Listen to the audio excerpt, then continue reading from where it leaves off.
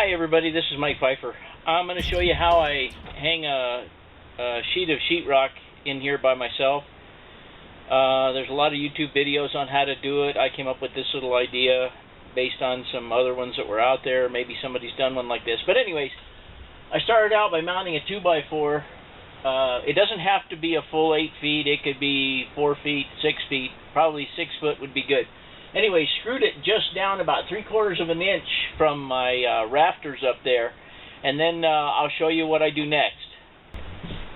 Okay, the next thing I did was I cut some little spacer blocks out of 3/4 inch, some just 3/4 inch particle board I had laying around, or wafer board, and then I built a 2x4, a small piece, just happened to be a scrap laying around, drilled a hole through the center, put a long screw through there with a washer on it. And what we're going to do is we're going to measure out 4 feet, and then we're going to put these out just beyond the 4 foot, about a ½ inch out beyond the 4 foot. Then when we get the plywood put up there, or the sheetrock rather put up there, then you can turn this around to hold the piece up. And I'll mount these and show you how they work.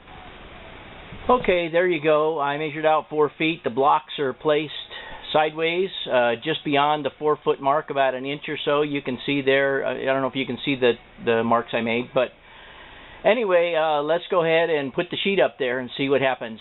By the way, in all the videos that I've watched, I've only seen one that led you to believe that you can put the sheetrock up over the electric box up there and then use a roto-zip to cut that out. You can do it, and I'll get to that in just a minute, and it's worked well on everything else I've done in here so far. But let's put up the piece. Okay, here we go.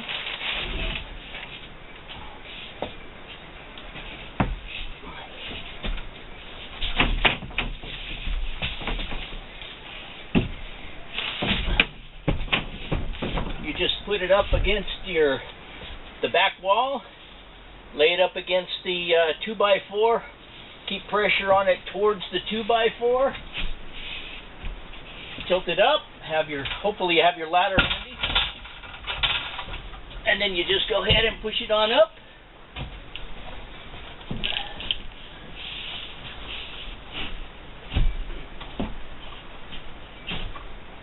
Turn your blocks.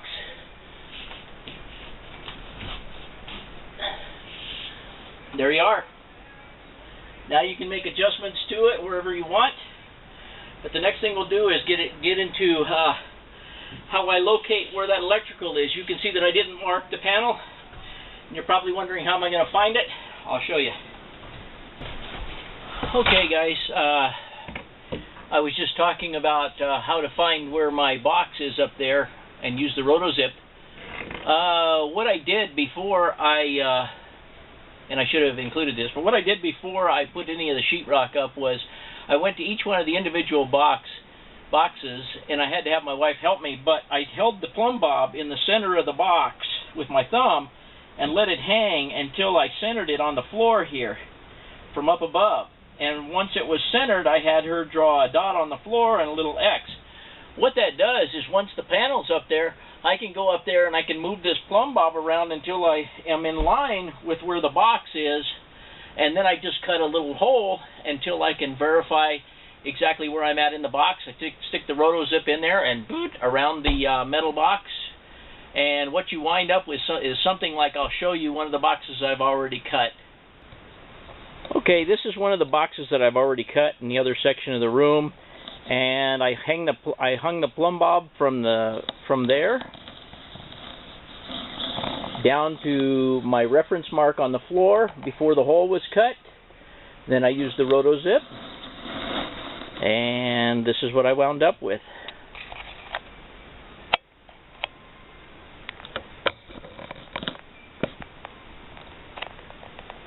A perfect hole in the perfect spot. No measuring, no muss, no fuss. Obviously that won't work on the walls, but it works very good on the ceiling. Okay, I used my plumb bob, and I've got the center of the box here.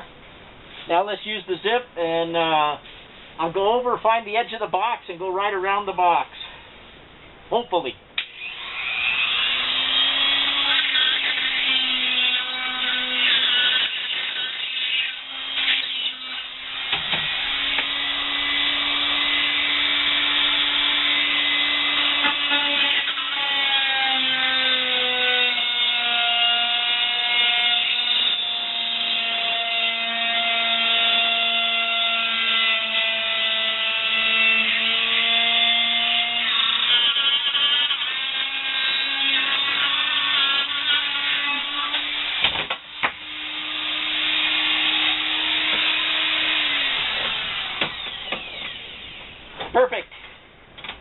the way, set your depth correctly on your roto-zip tool so if you run wire into the side of the box, you don't cut the wire.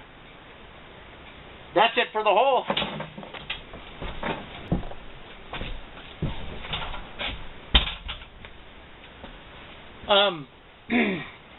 Another thing that most people didn't explain, at least in my eyes, with the exception of some special tools, I use this system against the wall, and you might ask, well, how do you do the next sheet if you're going across the ceiling? What I did is I cut 2 strips.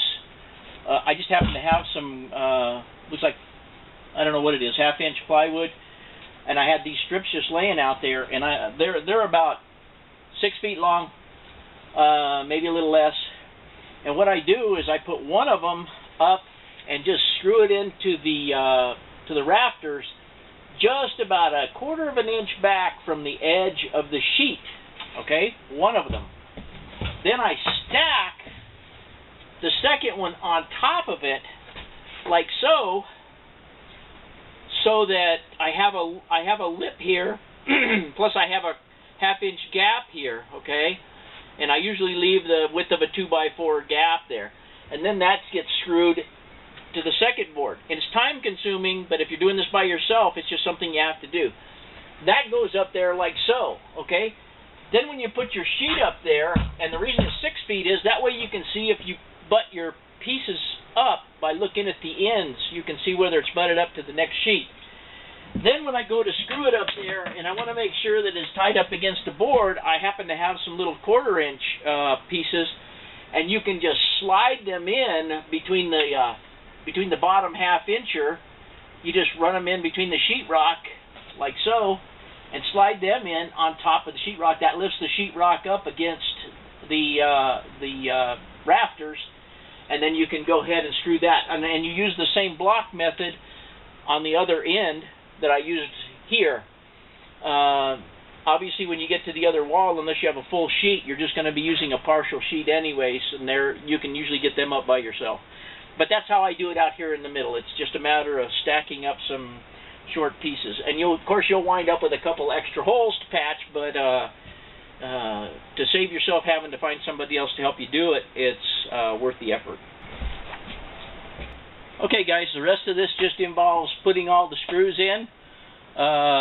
Obviously all the videos I watched recommended 5 across, and I've been putting 6 across the ends. If this had been a house, I might have done things a little bit differently. I might have used 5/8, but this is just half. And since I'm doing it myself and it's a shed, I don't really, if it sags and it's a little warpy, and I'm not a sheetrock guy, it doesn't matter to me. So anyway, but this is just my method of how to get it up there and how to locate holes in the ceiling. I hope you enjoyed the video, and I hope it helps out somebody.